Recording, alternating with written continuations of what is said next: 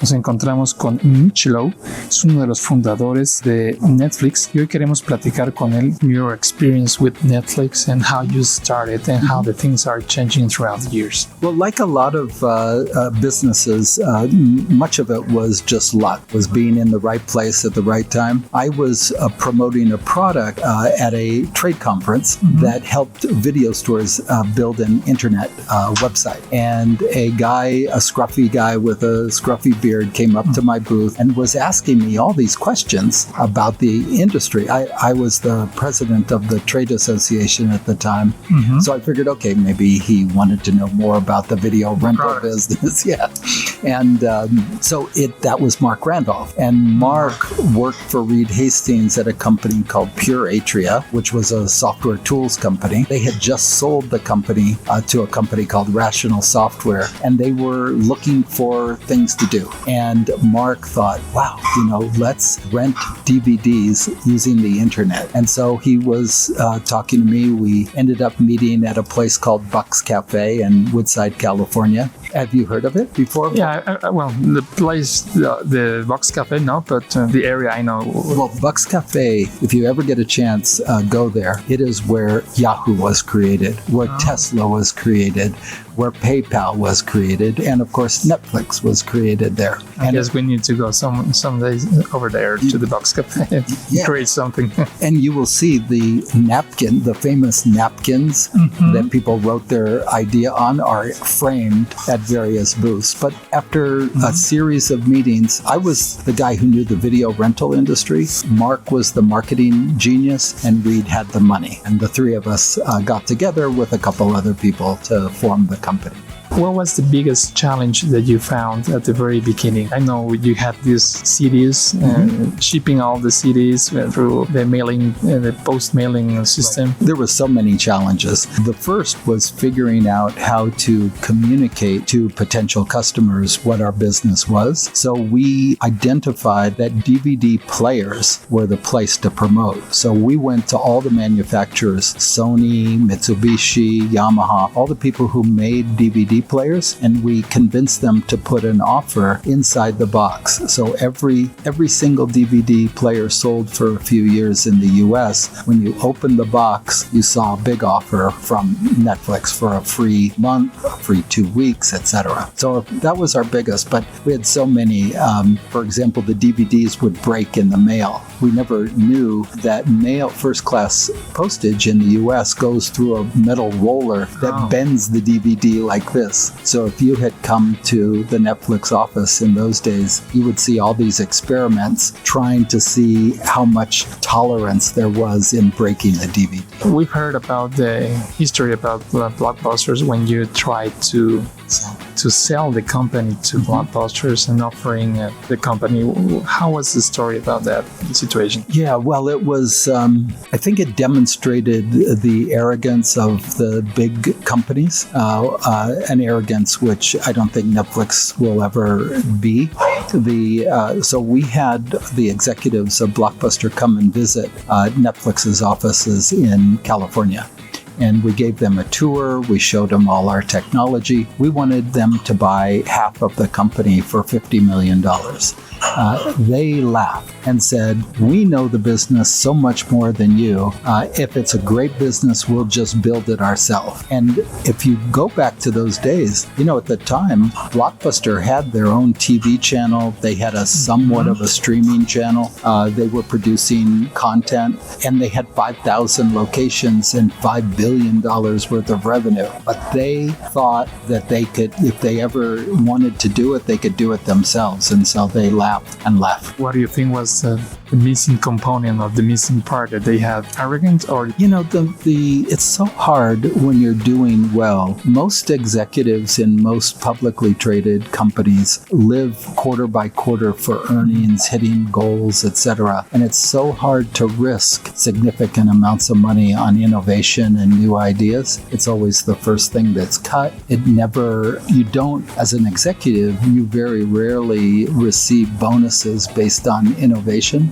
So it's easy when you're doing really well, which Blockbuster was doing at the time, to not take that risk. And I think they aren't the only one. Almost every big successful company has a hard time taking that kind of risk. Una de las cosas que nos cuenta Mitch es cómo se van tomando riesgos en el camino, y uno de los puntos que hacían falta era pues tener y tomar estos riesgos, que muchos de los CEOs son medidos pues cada trimestre por sus números, y en ocasiones pues no se pueden lograr implementar adecuadamente la innovación. A great example of the Netflix culture, in 2008-9, Netflix knew that eventually streaming was going to take place. They, at that time, there finally was some broadband. There was smart devices were starting to be tested, and they decided to start a streaming business which completely cannibalized what was a very successful movies by mail, sending DVDs out. And that's the kind of confidence in your ability to see the future that it took. I mean, to throw away what had to be $100 million business to be prepared for the future. And that's the kind of thing that why Netflix continues to succeed, because they are not afraid to try and then to get 100% behind new innovations. The culture that we created at the time was one that in one way was tough. It didn't tolerate multiple failures, but it supported experimentation, innovation, and it rewarded people who tried, even though it might fail, as long as it wasn't more than once. You're one of the pioneers in streaming media or videos. At that time, at the very beginning, how difficult it was to start the business of streaming? I was gone by that time, but streaming was always in our vision. Called it Netflix. We didn't call it movies by mail because we knew that net for internet, flicks for movies, we knew that eventually technology was going to, and we had multiple problems. First, it was smart devices. You needed a television that could hook up to the internet. You also needed the approval of the studio, because the studios in those days believed that if you streamed content, there would be piracy. Everybody would make copies. No one would buy or pay for movies.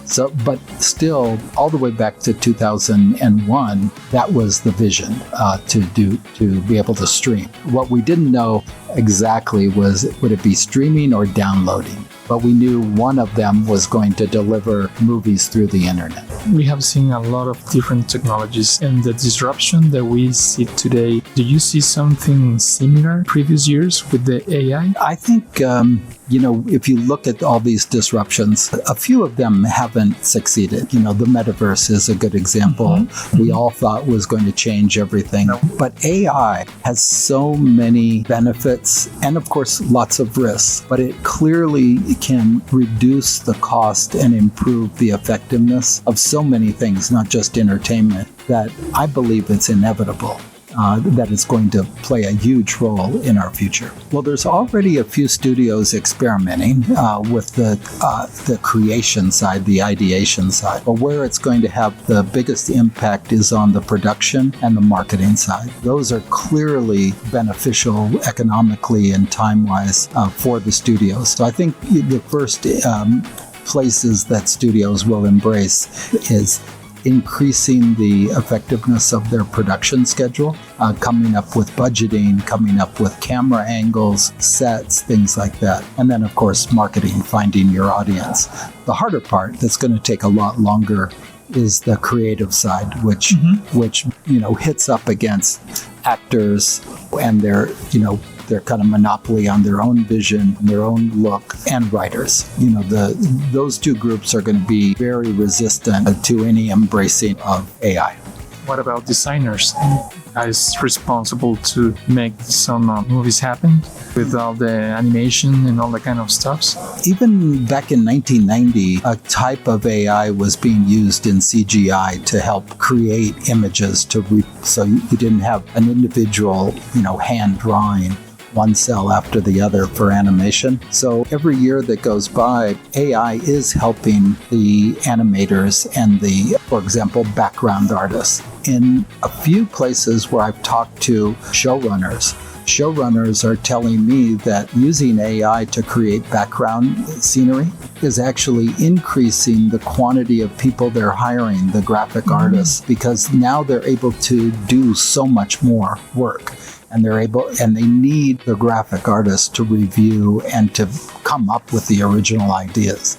So, on all the areas of the creativity side, there's still going to be a lot of resistance. There's still going to be a lot of concern about the future of your job. But I think more importantly, it's how do you get compensated when AI starts to do some of that work? In order for AI to work, it has to ingest huge amounts of content from things that have been done in the past. How do the people who created those things in the past get compensated? And I think you're going to see, and there's an organization that protects the rights of music artists called RIAA. They track the use of music worldwide so that royalties can be collected if an ad uses a song or a TV show uses a song or someone in a presentation uses music. They are able to track that down and compensate the artist. I think that needs to be done in the AI space so that those people who create the original kind of artwork, content,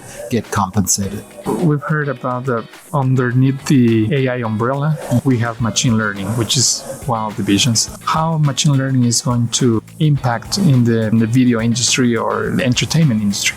There's been experimentation done on this for many years. Back in 2012, I was on the board of a small studio called Alchemy, and they were a beta company for an MIT project that ingested almost every single movie made and put metadata to every shot in the films. And that's what it really comes down to. For AI to be effective, you need to have a huge learning library. And so the more effective you want to be, the bigger that library has to be. And you also need to know what metadata to attach. So we're still in very early stages, especially in the entertainment business, but it's every day that goes by, I think people are adding more and more. So I think it's going to take time, but it's just the amount of data that needs to be consumed is going to make today look like we're just scratching the surface. So you think that data will be the gasoline of the AI? Yeah, data is the foundation, is the base for it. You still need people, to understand what inputs to give to it and how to use it. But without this big foundation of data, it's, going to not be that helpful. Talking about today the infrastructure required for AI, we talk a lot about data centers. So you think the entertainment industry will build their own data centers like Hollywood or some others, or studios, right? Yeah, the investment is big, so you'll likely have the 6 big studios and a few others like Netflix included get into it on their own, but I think the rest will be outsourced. One of the things I do now is I advise companies in the entertainment space on how to implement an AI strategy. We have a company called realai.ai, and that's the big question that most people have today in the entertainment space is, how do I do this? How do I keep up with all the new innovation? Every week I see a new story of, VO2, VO3. And so that the hardest part for the mid-size and smaller studios and creators is, how do I implement a strategy that keeps me up to date with AI? How do you define what is a trend, not a fashion, for different technologies that we see every single day arriving to our markets? Yeah, the first thing is to understand what the goal is of the organization, because each, some may want to use it for their production side, some marketing might be most important. The beginning part of this is trying to dig deep into what is important, what's the goal of that organization. And from there, we use our expertise and our background, and it's not just me, we have several experts in the company that know on a technical side, know on an implementation side, how to get the best out of AI. What kind of job positions we will need for the AI industry? The most important, I think, is people who have used it, people who experiment with it. Because it's such a new way to create content, there's nothing nothing better than using all the various applications out there, understanding the pros and cons. And it oftentimes comes down to, how do you guide your AI? What do you tell it to do?